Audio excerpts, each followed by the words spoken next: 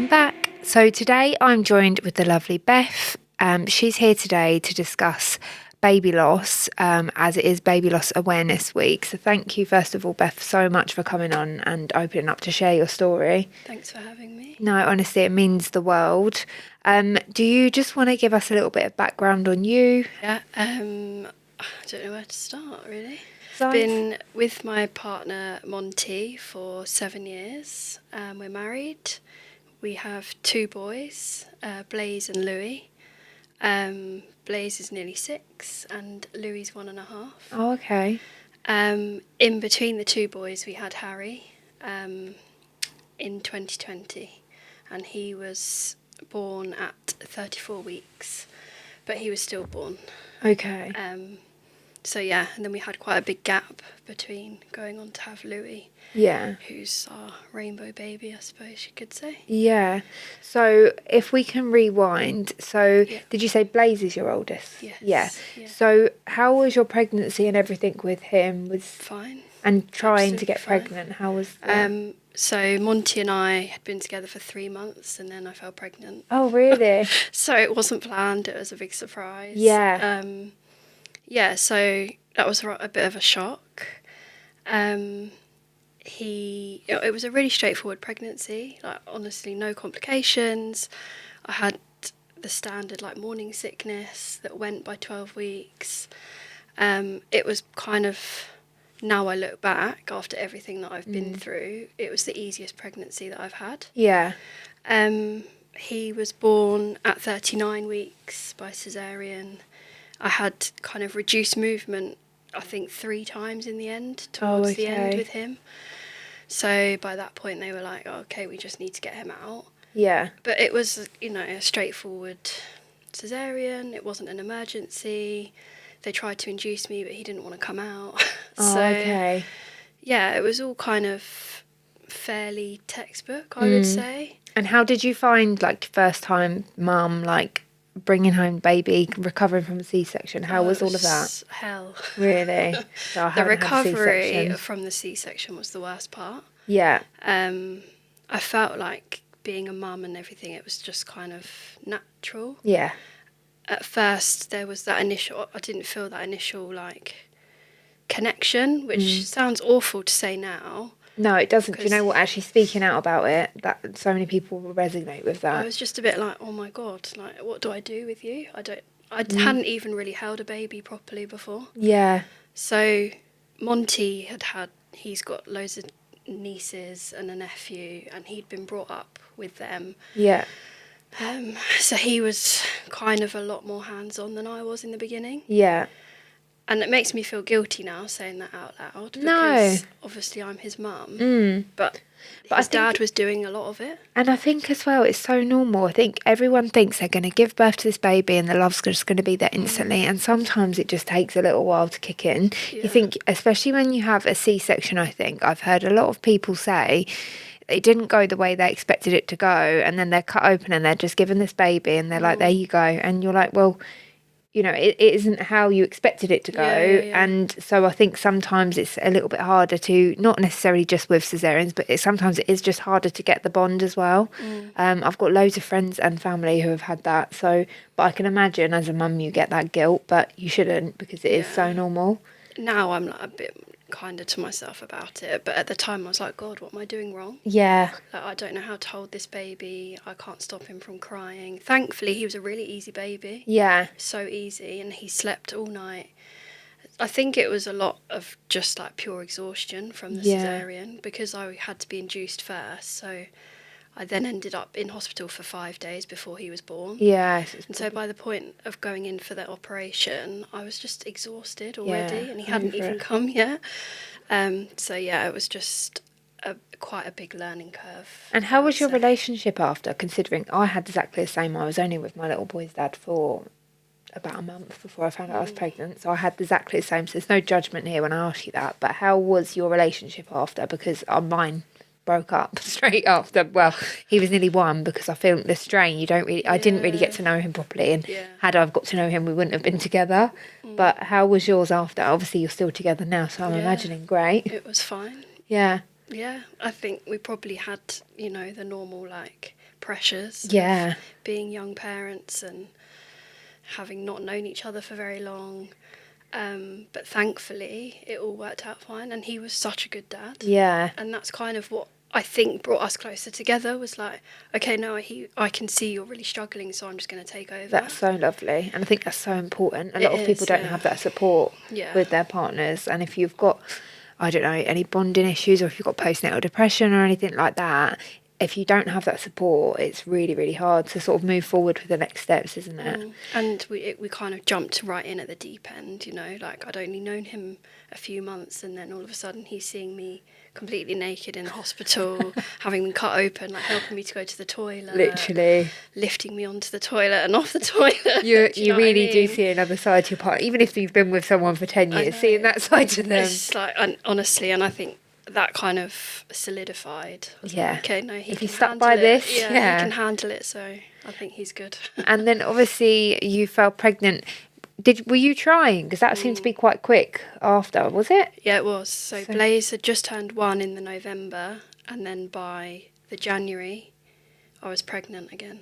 Okay, and yes, and we were trying. Yeah, we'd had a conversation that we'd like to have 2 quite close in age. Looking back at that now, I think I'm absolutely mental for wanting to do that. Yeah. Anyway, we did. It happened really quickly again, which I wasn't really expecting. Yeah. After having a cesarean, they kind of tell you might have scarring, and it could take a little bit longer to fall pregnant next time, and also to leave a gap, obviously, because I would probably have to have another cesarean. So they like to leave it like at least 18 months before doing another one. I was like, oh, it'll be fine. Everyone thought we were nuts. Yeah. Like, what are you doing? But I don't know. I think after having Blaze and like that first year with him, it just really made me enjoy being a mum. Yeah. And I was like, no, that I really want to do this. Like, I think I feel now like I know what I'm doing. And I think it's so nice when I think about it at school, I had so many friends that had brothers and sisters in either the year below or the year above. And I think, like, I've got an 11-year age gap, so I think I can't imagine doing it so close together. But actually, I suppose sleepless nights, all of those things, it's sometimes actually better to get it over and done with together. I think that's kind of what we were thinking. Like, we're already in the trenches, so like, why not just stay in it? Yeah, definitely. And just it sounds horrible to say it this way, and I don't mean it like that, but like almost get it out of the way. Yeah. And then have them young, and then you can kind of grow up a bit more. I don't know. Anyway, that's kind of what we thought. And you said you were young parents. How young were you when you had your... I was 25 when we had Blaze. Yeah, I mean, it's not that young in the grand scheme of things. Well, no, to me now, I'm 33 now, so that is young. Yeah, definitely. No, that feels really young for me. Yeah, no, I think so. When I look back, I was 18 when I had Ez, but my sister even, she's just turned 28, and I'm like, she's too little to have a 1-year-old. Like, why is she? She's like my little baby. Like, why is she having children? You know. So your pregnancy, talk us through that with Harry. From the get-go, it was a shit show. Really? So am I allowed to swear? No, yeah, of course you are. There's a lot of swearing on here, don't worry. That's fine. Yeah, I had hyperemesis with him for the first time. So that was a shock, because obviously I'd not had that before. And you've got another baby to deal with as well. We had Blaze as well. So I was admitted to hospital, I think, 6 or 7 times. Oh, bless you. Had to have an IV drip. Yeah, and that was really, really hard going. Yeah. I lost about 1.5 stone in weight. Really? I couldn't get out of bed. I was either in hospital or in bed. And it was really, really tough. Like, not just physically, obviously, but I just couldn't eat anything. I couldn't even swallow water. It's also like the mental torture of it. Yeah. Because you just think, is this ever going to end? Yeah. And there were days where I'd be like, what am I doing? Like, why are we doing this? Yeah. And at one point I said, I just wish we weren't even having this baby.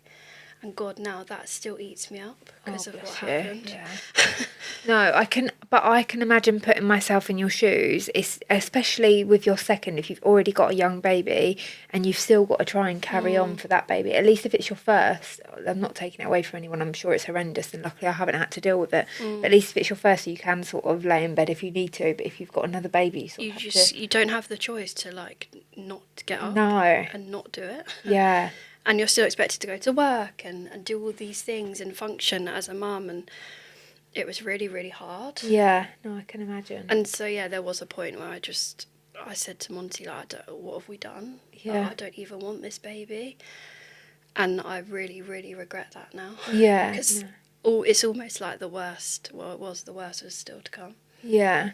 So that went on the whole way through your pregnancy? No, so luckily I think I was about 20 weeks when it stopped. Oh, okay. And it was just like I woke up one morning and it had gone. Wow. Yeah, it was really odd. But then we had other problems to deal with. So I went for my 20-week scan and I went alone because I think Blaze wasn't well. So I just said to Monty, you stay at home, look after him. I'm happy to go on my own like I've done it before. We didn't have any problems with Blaze. So I was really blasé about it. I'm probably quite naive, to be honest. Were you finding out the sex then, or no? We already knew. Oh, okay. So we found out the sex, I think, at 16 weeks. So Yeah. we knew we were having another boy. Okay. So by this point, I was like, oh, well, I had a scan like 4 weeks ago and it was fine. I didn't see anything. I went to the 20-week scan and they were like, oh, we just need to go and have a chat and with one of the consultants and we'll be back in a minute. And I was like, what? And then obviously they don't tell you, do they? No. So they just leave you waiting, and I was on my own. Yeah, on your own as well. I was like, okay, try not to panic, but obviously it was already panicking. Is this during lockdown as well? Yeah, so this was Yeah. in COVID. Yeah. They came back and said they could see something wrong with his heart. He only had one kidney, so he was missing a kidney. And he also had, I think it's like something with the umbilical cord where it's meant to have two, not veins. 2 arteries and 1 vein, it says. That's it. Yeah, so we only had 2. We were meant to have 3. Right. And I was like, okay, but what does that mean? They were telling me all of this stuff as if I were meant to know, like, what they were talking about. Yeah. But the main one was the heart. I was really freaked out by that. And she was like, oh, it's called coarctation of the aorta. And I was like, okay. But didn't elaborate. No, I think they talk to you as if you're like a medical professional, don't they, sometimes? I was just like, right. She said, so you're going to have some more tests, but at King's College in London. So they'll be in touch. They'll call you with an appointment. Here's a leaflet. Off you go. And I was just in a mess. Yeah. I walked out of there hysterically crying. And I phoned my mum first because my mum's a nurse. I was like, Mum, I don't know what they've just told me. Like, I don't understand. And how can they just let me leave and not explain it? And how long do I have to wait? And I had so many questions. I just wanted someone to sit me down there and then and say, this is what this is and this is what it's going to mean. Anyway, that didn't happen. So obviously I went home and did loads of Googling. And it's really, really bad, obviously. It's really bad. But my mum was kind of like, well, you just try and you need to try and calm down and don't Google because that's just going to give you worst case scenario. Yeah. Wait for this phone call with your appointment. Luckily, we only had to wait, I think it was like 2 or 3 days before they phoned me. And they said, oh, can you come up? I think it was like 3 days later, in 3 days' time. Right. So we just had to drop everything and go. We had this appointment with these specialists and it was really cold, really clinical, really horrible. They basically offered us the test where they put the needle into your Is belly. it amnio or something? Amniocentesis, is it? Yeah. To check the fluid, and then they basically send that off to test for like all different syndromes, like health conditions. But they were like, it's kind of up to you whether you want it or not. But we also had to see the fetal heart. I think they were called the fetal medicine team. But they were also like cardiologists. Oh, okay. Fetal cardiologists. So it's a really long-winded story. I'll condense it because otherwise we'll be here all night. Yeah. The main issue, I think, was the heart with the aorta, so it hadn't developed properly. Right. So I think it's really hard to remember, to be honest, because the whole thing now is a bit of a blur. Yeah. They basically told us that he would probably have to have open heart surgery when he was born. Like, we wouldn't be able to leave the hospital when he was born. But nobody could know for sure until he was actually here. Yeah. And then they would do scans on his heart and be able to see. But they were giving us probably like a 90% chance that he would have to have this surgery. Right. But they said that all the blood flow and everything around the heart was good. Okay. So they weren't too concerned. They thought that if he had the surgery, it would probably be successful. And the prognosis, that's the word I was looking for, was good. Yeah. They said once he's had this, like, he should be able to live a normal life. He'll have to have checkups, like, probably once a year with us in London. But we can't foresee any problems with him, like, growing up like a normal boy, you know? That's good. And so, just going back, they said obviously he only had one kidney. Now, I know people can live... My dad's only got one kidney, purely because he had cancer, but... So they weren't worried about the kidney? No, they asked us, like, our family history, and actually on my side of the family, there's quite a few people with missing kidneys. Oh, okay. So it's really weird. Yeah. So it must have just kind of, like, skipped a generation. Yeah, so it was nothing to do with worried, any of that, no. because they did loads of scans, and again, the flow from the other kidney was really good, and he was weeing normally. Yeah. So they thought, he must be functioning with just one kidney, like, that should be fine. They would obviously just keep an eye on it. Yeah. The main thing they were concerned about, or not even that concerned, they were talking to us as if he'd broken an arm. Like, the heart surgery, it was so... The way they were explaining it to us, it was like it was nothing. A bit blasé. Yeah, so we were kind of then led into, like, this false sense of security. Yeah. Oh, it's not that big a deal. Yeah. Oh, he has to have this, but it'll be fine. Yeah. So, yeah, then we also did the amniocentesis. Like, we decided to go ahead and do it because we thought, okay, so he's got 3 things wrong with him, and the consultants that we were seeing had said 3 or more generally... it means that they could have some sort of underlying syndrome. Yeah. Or like a missing gene or something along those lines. So we decided we'd want to know if that was the case. And then they did give us the option if we wanted to abort the pregnancy at this point, but I was probably 22, 23 weeks by then. Right. So I would still have to give birth. And, you know. And also them telling you that it would be 90% okay is quite good odds as well, isn't it? I know, but then on the other hand going, but he could have some really rare syndrome that we don't know about, and we don't know how ill he could be, and he could be really disabled, and he could be this, and he could be that, so you're kind of like, well, which is it? Yeah. Is he going to be fine and need heart surgery but be fine, or is he going to have some life-limiting illness or syndrome, or, you know, and... We'd had a conversation between us where I immediately knew that I wouldn't want to terminate. Yeah. And especially not at that point. No judgment to anybody that makes that decision. I feel like it's an impossible decision to make. Yeah. Because they said even if we do the tests and they come back with nothing, that's no guarantee that there isn't nothing, because he's got these things wrong with him. So it's a risk. It is a risk. You don't know what you're walking into. But we both agreed we'd bonded with him already. We'd got attached. Yeah. We'd started to see our future with him in it. And so we both agreed that wasn't an option for us. We did the test. It came back with nothing. No obvious syndrome. All the genetics were fine. So, yeah, we kind of carried on then. We were transferred to Guy's Hospital in London. Yeah. So all of my pregnancy was then dealt with over there, because I'd have to give birth there, he would have to have the heart surgery there. Oh, wow. So we kind of started making plans at that point, and then they were scanning me So we had to travel up to London. I think it was like probably every 6 weeks or so. Okay. And have checkups and scans and growth scans and what have you. I felt like I just lived in hospital that whole pregnancy. Yeah, bless you. With the plan to give birth there, so we'd set the date for the cesarean because obviously time was getting on.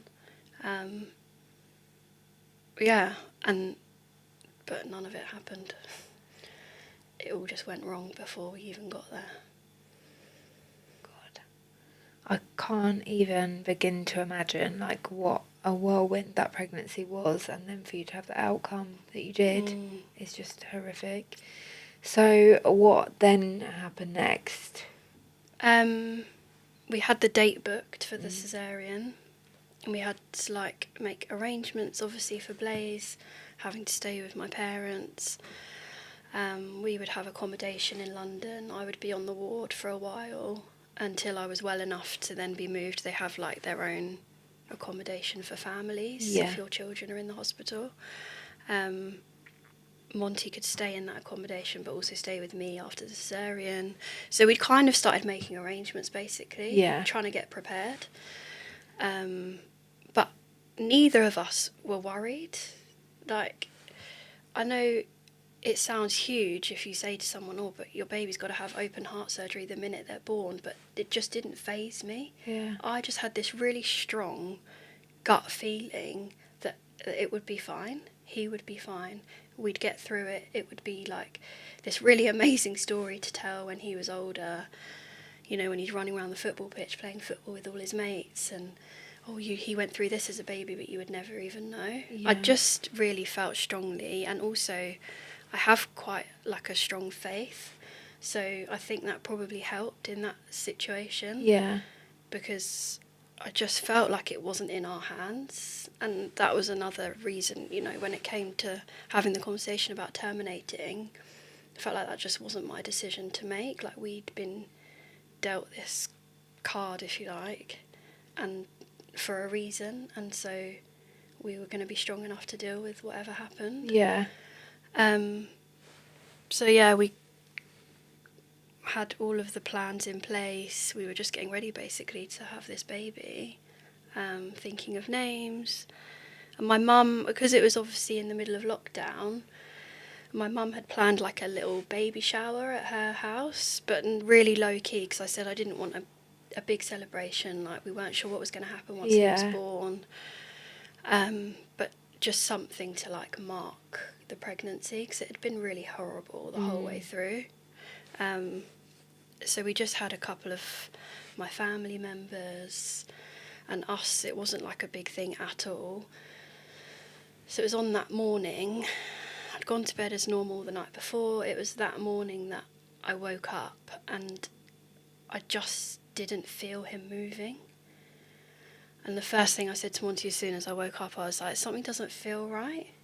And I can't even put my finger on what it is. Instinct, it's just probably, an instinct. yeah. Yeah, something doesn't feel right.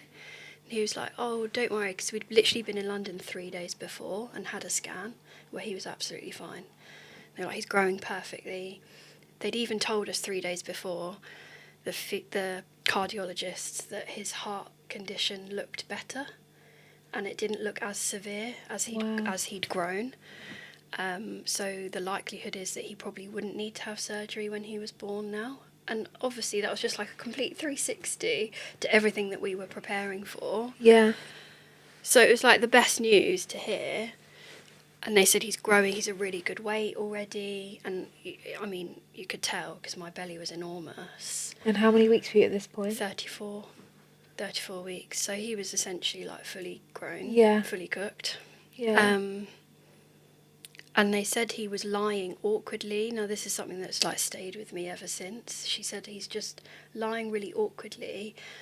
And so if you start to feel like you're not feeling him as much, or that movements are starting to reduce, don't worry, because he's lying in a really awkward position and he doesn't seem to want to move out of it.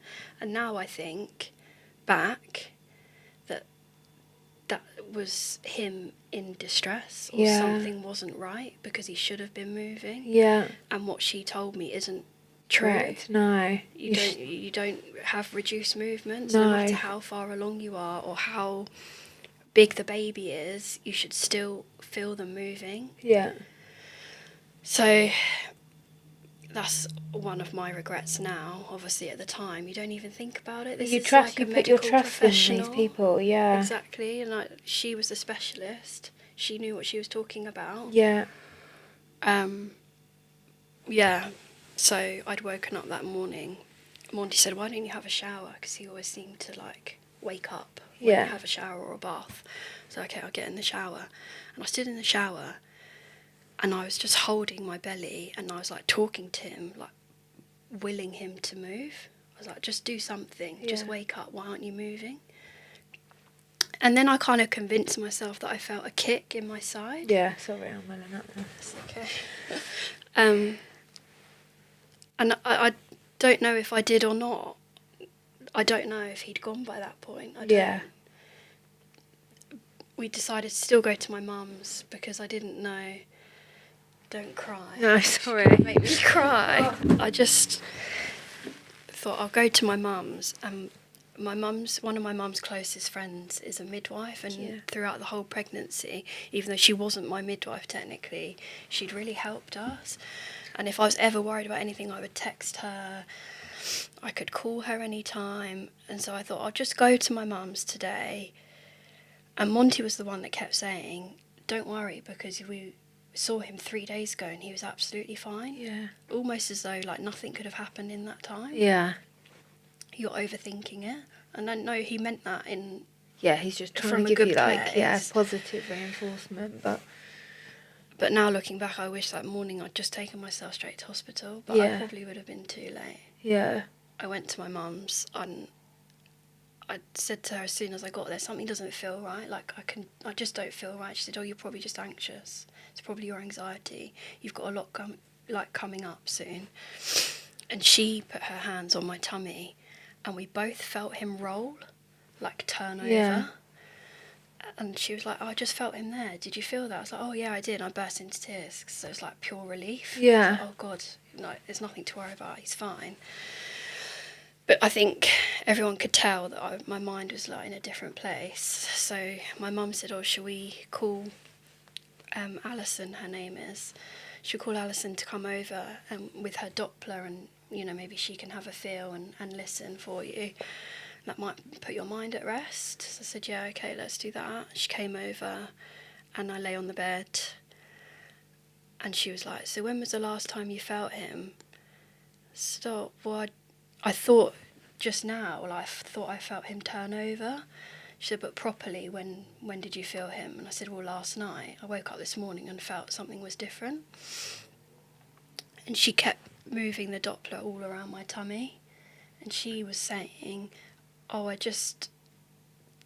I'm not picking it up, but if they told you he's lying awkwardly, maybe it's just that. He's in a really awkward position. He was really low and he was lying sideways across like this." Oh, okay. So she was like, "Maybe I'm just not in getting the right position to find his heartbeat." But I know now that she was just trying to soften the blow. She knew. Yeah. She knew he'd already gone, but she didn't want to tell me. She said, "I think you better go just straight to Brighton and ask for a scan." She said, "I don't want to worry you. I'm picking up your pulse, and I'm not sure if I'm picking his up or not, and I want to be honest with you. I think you need to get looked at." So I went straight to hospital, to the triage, and even in the car on the way over, I was absolutely fine. It is crazy because hearing all of that, like me, I'm the most anxious person. I'd be thinking of every worst case scenario, but it's so good to be like that, like to But think I am of. such an anxious person. Are you? This is what I don't understand. Yeah, Yeah. I worry about everything, even more so now. Yeah, I bet. After that. But at the time, I did have a cry, and I just thought, "Oh my God, please, like nothing else can go wrong in this pregnancy. Yeah. Like, we've been through so much already." But then got in the car and I calmed down, and I don't know, I just didn't have that feeling there and then. I know I said in the morning I felt something, but there and then I was like, "Oh, it's probably just that he is lying awkwardly." And we're going to get to the hospital and they're just going to do a scan and everything's going to be fine. I was probably just trying to convince myself that it would be okay. And we got there and the midwife came and she couldn't find the heartbeat either with the Doppler. And now, looking back, knowing what I know now, I wish at the time that I knew what that meant. Yeah. I didn't know that meant that there's probably no heartbeat anymore. I thought that was just, they just can't find, I can't pick it up. She said, I'm just going to go and get the doctor and bring in the machine to give you a scan. I was like, oh, okay. And then we were really excited because we were like, oh, so we're going to see him again, like, even though we'd only seen him like 3 days ago. But they had that scan where it was all like 3D. Yeah. So we thought we were going to have a really clear picture of like what he looked like. And she put the thing, she said, I'm just going to turn the screen this way just so I can check before you can see. And as soon as she put the thing in, it just was like silent and there was nothing. And she wasn't saying anything. And I was like, what is it? What's wrong? Because she wouldn't turn the screen back to face us. And she just put her hand on my leg and was like, I'm really sorry, he's gone. And I was like, what do you mean? And I just didn't believe her. I think I just went into shock, like immediate shock. Yeah. She's like, I'm really sorry, there's no heartbeat, he's gone. And I said, you've got it wrong. And she was like, and then at that point I wanted her to turn the screen around, but she wouldn't show me, because Monty said afterwards, he didn't tell me this at the time, it took him a long time to tell me, but he'd seen the screen and he was just lying flat on the screen. And he was like, I wish I'd never seen it. And now I'm glad that I didn't. Yeah, I just... And at that point, I didn't know what was going through my mind. And the midwife who was in the room with us, she was like squeezing my hand, I remember, so tightly. And she just burst into tears. And I looked at her, I was like, why are you crying? And she's like, I'm so sorry. I was like, but why are you crying? Do you know what? That's how I really wanted to be a midwife, but that's why I wouldn't, because I'd be that person. I'd take it on. I was like, why are you crying? She's like, I'm really, really sorry. And I think they were all looking at me, expecting me to cry or to do something. Yeah. And I went, oh, it's okay. Do you know, so when we had done the baby loss awareness week last year, we had some people on from Sound United, and they said the amount of people that say, I'm so sorry, which is such a stupid thing to say, because what are you meant to say back to that? Well, she was clutching my hand, going like this and going, I'm so sorry. And I went, oh, it's okay, I'll be fine. I mean, what the fuck? Yeah, no, you're not. I'm obviously not going to be fine. No, and it's just like people want to fill these awkward silences with crap and just say things that they think are going to make you feel better. But now that's stuck with you and you're sitting there like, why the hell did I say that? I know she meant well. Yeah. And I think they were probably all expecting more of a reaction from me, and they didn't get one. It was Monty that broke down, and he's not an emotional guy at all. Like, doesn't show his feelings ever. No. I've seen him cry maybe 3 times the whole time we've been together, and that was one of them. Yeah. And I was hugging him, comforting him, going, it's fine, we're going to be okay, this is going to be okay, we're going to be fine, we're going to be fine. I think I just immediately went into, like, survival mode. I was like, right, we've got Blaze, and I can't break down because I've got another child to think about, and this is something really horrible, but I'm going to have to get through it. And I just wasn't processing, I think, what was happening at that point in time. Yeah. And then the consultant turned around and said, so I'll give you some time and then I'll come back, so we're going to have to talk about the birth. And I just went, what? She went, yeah, we're going to have to start making plans to give birth to this baby. And I went, I still have to give birth. The thought just hadn't even crossed my mind. Yeah. I don't know what I was expecting. Like, this baby's just miraculously come out of me. But I was like, oh, shit, I still have to give birth to this baby. And I was like, what do you mean I have to give birth? She said, well, we'll probably have to be a caesarean because you've already had a caesarean. We don't really want to give you, like, a long, drawn-out labour in view of the fact that you're giving birth to a dead baby. Sorry, that's a bit harsh to say, but it's the truth. We'll probably want to give you a caesarean. And I was like, what? How am I supposed to give birth to a dead baby? Like, I just none of those thoughts had crossed my mind at that point, and it felt really rushed. They just delivered like the worst this news. devastating news that's basically changed our lives from that point, and then just walked out of the room.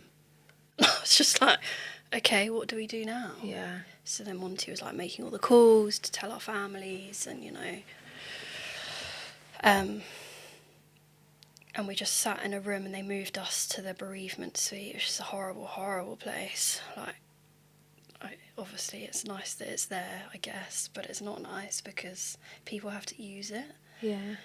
And it's horrible because you're there knowing that you're right next to the labour ward where other women are still having their babies, and I just sat in there like, and they've obviously made it really lovely, and it's a lovely double bed, and you can make tea, and the midwife's going, here, you can make yourself a nice cup of tea. I was like, I don't want a fucking cup of tea. No. So you can put the telly on if you like, make yourself comfortable. I was like, what am I doing here? Yeah. I don't want a tea, I don't want to watch a film. I want to be on that ward having my baby. So then it started then to hit me, I think. And they said, oh, we think you better go home for tonight and come back in the morning for your cesarean. I was like, I can't go home. I said, you are joking? They were like, no, we think you'll be better off spending the night at home. With your own home comforts, you can say goodbye on your own terms. You can pack a bag, you can choose what outfit you want him to wear, and then we'll book you in for the cesarean first thing tomorrow morning. You've got to come back at I think it was 6 o'clock in the morning. And at first I refused, so I was like, I don't want to go home. How can I go home? Because all of our stuff was there, his stuff was there. How do I choose an outfit for a baby that's not going to come home with us? It just was all really, it felt just really surreal at that point. Anyway, we did go home because I didn't want to stay there. They were like, you can stay here in this room. But Monty was the one that kind of persuaded me. He was like, I think we should go home. I think we should just spend that time and, pick some clothes out. You're going to need some clothes for after the surgery, and choose an outfit that you want him to wear rather than something just from the hospital. Yeah. So we did go home, and that was probably the worst night of my life. Really? Yeah. Out of all of it, that was probably the hardest night of my life. It's just it's a really surreal feeling because you're still really heavily pregnant and you can feel him in there, but it's still. Yeah. There's nothing. And I laid in the bath and I was talking to him. Like, no, I'm going to go. No, haven't Because you just think, I don't know, I was like wishing that he would do something back to me. Yeah. And that they'd got it really wrong. So I just wish that they'd got it wrong, and I stood in the mirror and just stared at my bump for ages. Because I don't know, that was the hardest point for me out of everything, because I knew there was no coming back from that. It was just it felt like someone had just dropped a bomb on my life and just destroyed everything as I knew it. That's the only way I can describe it. And we didn't have Blaze at home. He'd gone to stay with my parents, thankfully. That's probably now, I think that was a good decision. But even that, I still had no distraction going home that night. And I just again went into survival mode, picking out clothes. And Monty was like, I don't know how you're doing that. Because I kept saying to him, picking things out, going, do you think this will look nice? And he was like, how can you even think like that? He's like, I don't care. Just put anything in a bag. I don't want to see it. Yeah. But I was just in practical, okay, right, what do we need to do? What do I need for the hospital? What will the baby need? And somehow I packed a bag full of stuff for him and for me. And we went back in the morning. And they kept us waiting and waiting, even though they said I'd be first in. I wasn't, because they had emergencies to do first. And I ended up going in, I think, around lunchtime. And yeah, that was a really traumatic experience, aside from the fact that obviously you're giving birth to a baby that isn't alive. They'd given me a junior anaesthetist for the cesarean, and she just didn't know what the fuck she was doing. She was all over the place. Of all the people, Exactly. like, yeah. She was really flappy, really panicky. She couldn't get the cannula in my hand to start with. She couldn't find the right spot for the spinal to go in, and so she had to do it like 3 times. Even the midwife was like, "Are you okay? Do you need some help?" And I was sitting there thinking, what is happening? Like, Yeah. what is... At that point, I'd just like left my body. I think I was in like another place, because it's literally like you go into this fight or flight. Yeah. And then I nearly died during the surgery. What? So I'm not... It's not funny. No, why are you laughing? Stop. Because you just couldn't make it up, could you? I thought we'd gone through like the hardest part, and he still hadn't been born yet, and then I just passed out, or something happened on the table. I started fitting, and Monty got rushed out, and this I'm sure it was this anaesthetist, they've never admitted it, but she quite clearly from the beginning didn't know what she was doing. No, I think she put your spinal in wrong or something. Yeah, I think she'd put it in the wrong place, or she'd given me too much, or something happened. I just remember saying to Monty, I was like, I don't feel well. And he said my eyes started to roll in the back of my head, and then I started fitting. He got rushed out really, really quickly, got put in a side room with a midwife. And apparently then like 20 doctors came rushing in. Oh my God. To try and bring me back round. Obviously I didn't know what was happening at the time.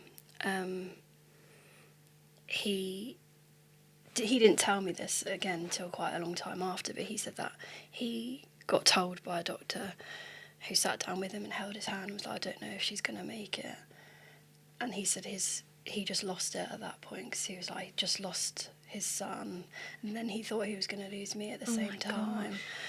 And then I came to, and I was just woke up, and I had all these faces like surrounding me. I was like, what's going on? But I couldn't speak at that point. And they basically were like, oh, we thought we were going to lose you there. I was like, great, okay. And the rest of it is a blur, because by the time I'd come to, they'd already delivered the baby, and they'd taken him out of the room. And before you go in to have the baby, they ask you if you want to see them when they're born, or if you want them to take them away, clean them up, like wash them a bit, dress them. They'd said to us it was probably a good idea to take him away and wash him and dress him before we saw him, because by the time I'd given birth, he'd already been dead, I think, for 3 days. So they were like, there's every possibility that he won't look how you're expecting him to look. So he got rushed out of the room whilst I was like unconscious or whatever. And when I woke up, I just remember screaming, where is he? Where is he? Because I think I'd just forgotten for a split second what was happening. And they were like, oh, they've taken him out. And then at that point I got really, really emotional, and that was the first time I like cried, really, because I felt like they'd taken him away from me. Yeah. And I really wanted him there. Yeah. So I went back into the recovery room, but I was still so out of it, to be honest. I was on so much medication. I kept vomiting. I couldn't keep anything down. They were still pumping me full of drugs. I just felt like on another planet. Yeah. And so they were coming in going, oh, do you want to see him yet? Do you want us to bring him in? And I was going, no. Because I just didn't feel with it enough to, like, deal with it. Yeah. So they did bring him in eventually. I was like, well, let's just get it over with. And that sounds horrendous, doesn't it, saying it like that? No, I don't think anything can prepare you for that, though. But I was scared to see him. Yeah. Because they'd said as well, like, he's not going to look how you're expecting him to look. And basically his body had already started to decompose because he'd already died like a few days before. And I'd never seen a dead person before. It sounds so silly, but I'd never seen a dead body. I've never seen anything like that before. Yeah. I've got no idea what to expect. And they wheeled him in, you know, the cots when the new baby is born, and they put them in the little plastic cots. And they put him in one of those, but they covered it with a sheet. And then I think that's when it hit me properly, to be honest, because it's like, it's not a real baby. Obviously he's a real baby, but it's hard to describe the way that he was covered up. So I guess it's so that it didn't upset the other mums on the ward, because I was still on the labour ward at that point. And that really upset me. Yeah, I'm actually shocked that they done that. Because even if they, like, to bring him in covered up, it's a bit... And I was on my own in that room, but I think because of where they'd come from, they had to wheel him all the way through the labour ward, and they probably just didn't want to shock any other mums. I don't know. I mean, it's not something you'd want to see, is it, if you're walking around on the labour ward, but to me, I found that really offensive. Yeah, I would. I find it offensive now. Yeah, because I'd still given birth, like he was still my baby. Yeah. And then wheeled him up next to me, and they were like, "Are you ready? Do you want to look?" Before they took the sheet away. And I said, "Yeah."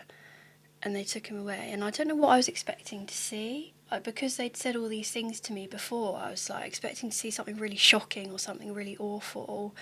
And they took it off, and he just looked asleep. Yeah. Just looked like he was sleeping. There was nothing obvious, like on his face or his hands. No. The only thing was the discoloration. Yeah. He did look a really odd colour. He was blue almost. But that didn't shock me. Yeah. Because he just looked really, really peaceful. Yeah. Like he was fast asleep. And he had so much hair. He had really, really thick black hair. I remember thinking, oh my goodness, like you've got so much hair just like your older brother did when he was born. And they looked really different. And he looked just like Monty. He was like Monty's twin. And I held his hand, and just everything felt really fragile. Yeah. It took a while for me to hold him at that point, because I was really scared I would hurt him. It sounds silly, but he just looked really, really fragile, like a little doll. Yeah. He was only £6'6", so he was tiny. Yeah. But I did hold him, and now I'm really glad that I did that. And the midwives were great then, because they were like helping lift him up and position him, so that you do have to be really careful that you don't damage anything. Yeah. And they told us like not to undress him. They'd put him in a little baby grow that I'd given them. They were like, don't undress him because I think you'll find it too upsetting. And I never looked. Yeah. Because I think I made that decision at the time that I just wanted to remember him. Yeah. How he was. Looking peaceful, yeah. He looked perfect. Yeah. Like, you wouldn't even know. And then I think that's kind of when I allowed some more emotion to come out, because I was just holding him and looking at him, and I kept saying like, oh God, he's still really heavy. Like his head felt really heavy in my arm. Yeah. As if, I don't know, because he was dead, that he wouldn't feel as heavy. It's such a surreal feeling. I can't imagine. And we stayed in the ward overnight. They said we could have the bereavement suite, but not until I'd like fully recovered because of everything that had happened. Yeah. They said, do you want him here with you? You can keep him in the room tonight with you, but in the morning we'll have to move him to the bereavement suite into the cold cot. I was like, what's a cold cot? Like, I didn't even know what that meant. They said, oh, he'll have to go into the cold cot because he'll start like deteriorating quite quickly if his body isn't kept cold enough. Right. And I hated the thought of that. I hated the cold cot. I didn't want him in a cold cot. I didn't want to think about a cold cot. I didn't want to see a cold cot.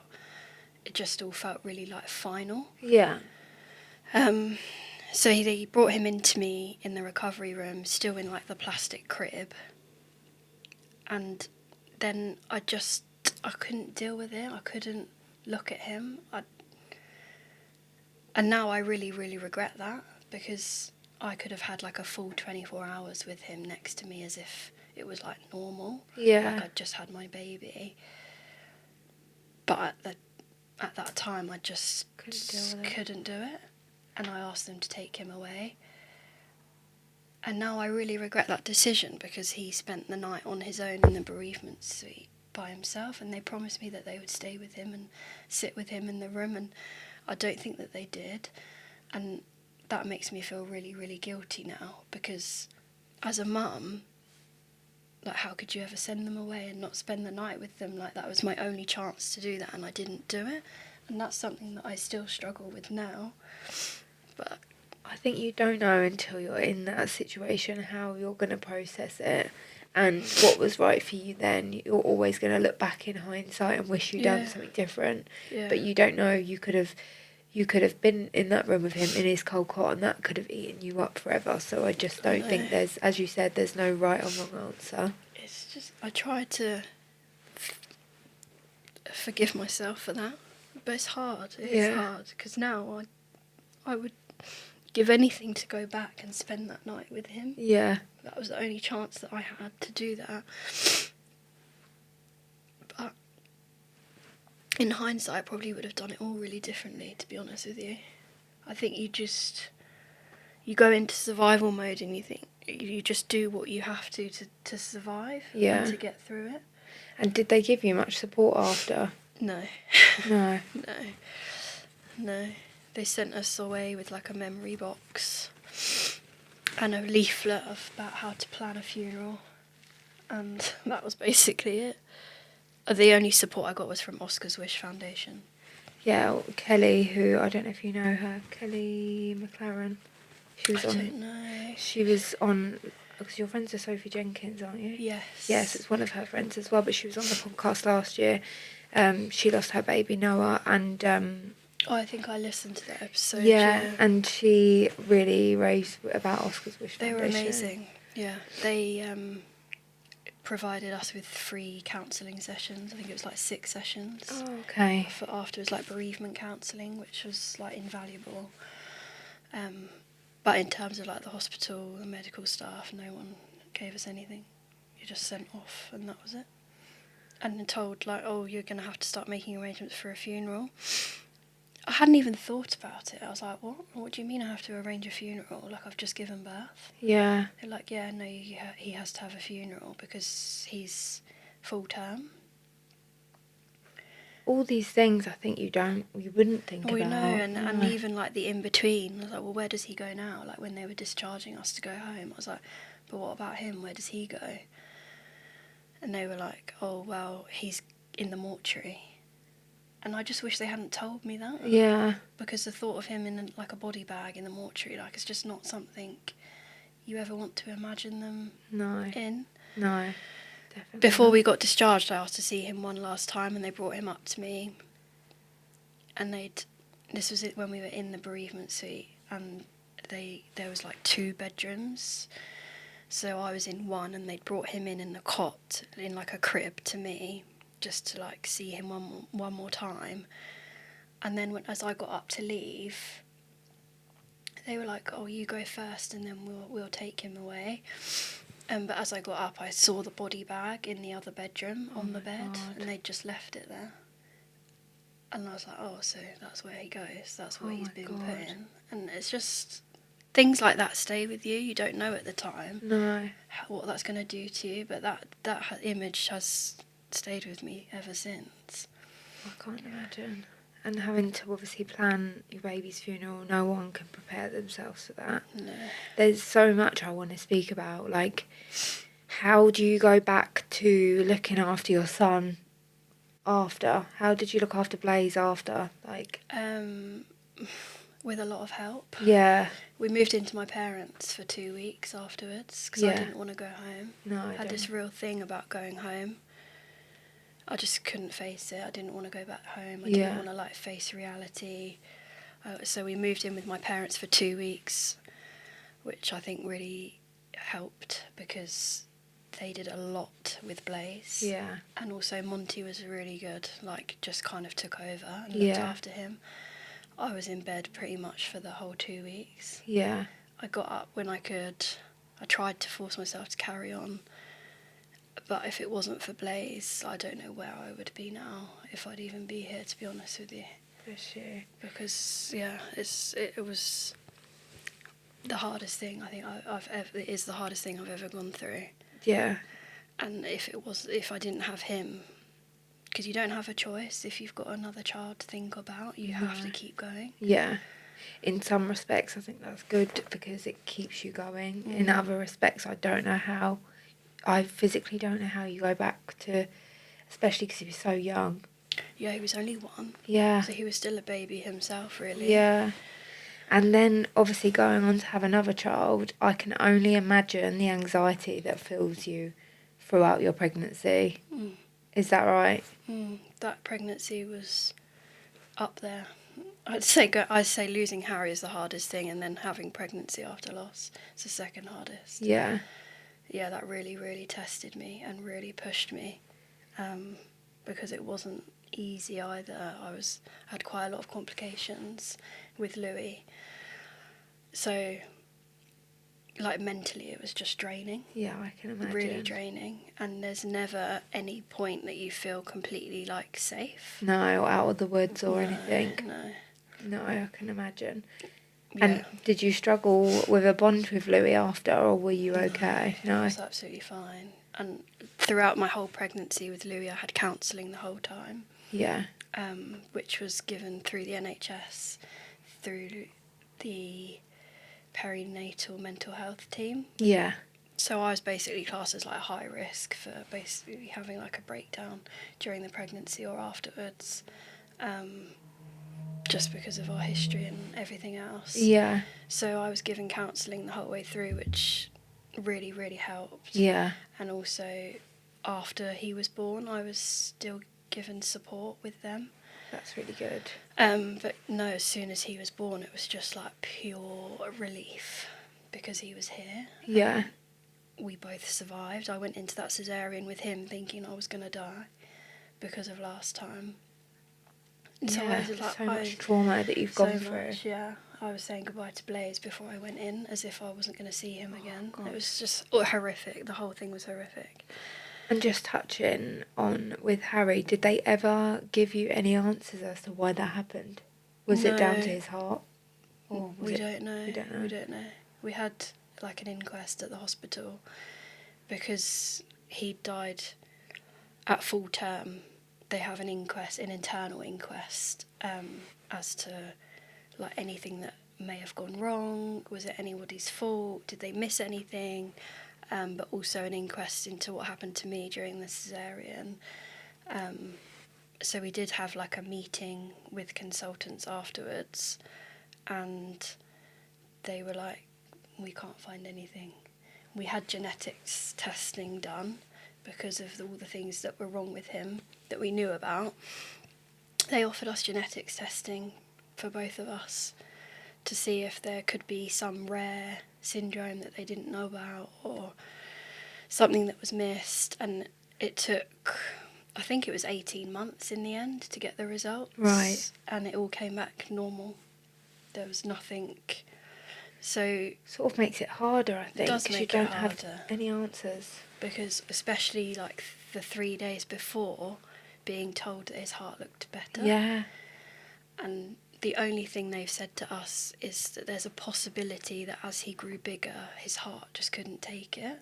Couldn't take him growing. Yeah. It was like too much strain on his heart. Or another thing was just that it's completely random. And there's no real reason. He just went to sleep and didn't wake up. And to touch on like somebody that's going through this right now, what would your advice be, or somebody that's trying to support someone going through it?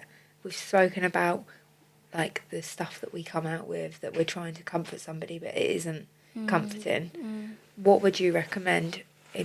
How did you like to be? I know it's very individual how you want to.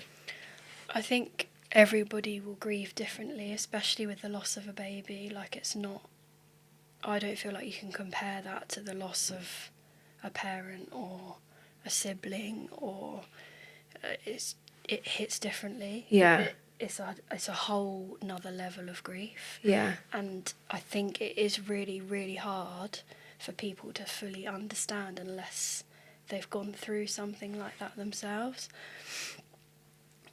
It's really hard to know what advice to give, because I feel like I don't have any valuable advice other than it gets better. Like, I'm 4 years in now. It's not as raw as it was the first year. Like, the first year was the hardest. It does get better. It's such a cliche thing to say that, oh, in time it will get better, but it really does. Yeah. And it won't always feel as like shattering as it does in this moment in time. Yeah. You do find a way to carry on and to keep going. I think to allow yourself to grieve, though, like, I didn't do that. I didn't properly grieve for about a year. Really? Yeah. Did it hit you suddenly? Yeah. And then I was in a mess. I was in a really bad place and was diagnosed with PTSD and generalised anxiety and all the rest of it, because I feel like I didn't give myself time to grieve. Yeah. I wanted to carry on as if nothing had happened to me, but this huge catastrophic thing has just destroyed my life, essentially. And so it's okay to... My biggest piece of advice actually is to say no to things. Like, it's okay to say no to things. I haven't been to a baby shower since I lost Harry. Yeah. I find it too traumatic. I've been to my first one this summer, and that's the first time I've been to one, and I've said no to plenty in that time. Yeah. These are people that are like quite close friends of mine, but I'm okay with saying no. Yeah. I don't go to things that I know I'm going to find uncomfortable or difficult for me. Not going to trigger you. Even if it looks like I'm being a bad friend or I'm being selfish, I don't care. Yeah. I'm going to be selfish. And I think that is probably my number one piece of advice. That's amazing. Is to just, be okay with saying no and put yourself first. I could literally talk to you all day, so thank you so much for coming on and sharing your story. I'm sure this is going to help so many people out there going through it right now, and I'm so glad that I got you on this week especially. I'd love to have you back on to speak about more pregnancy after loss, and more about your PTSD and things like that, because I think that could really help other people out there. But thank you so much for coming on. Honestly, it's been amazing. Guys, make sure that you're following on Instagram, TikTok and YouTube at Mummahood The Podcast. We'll see you same time next week. Love you, bye.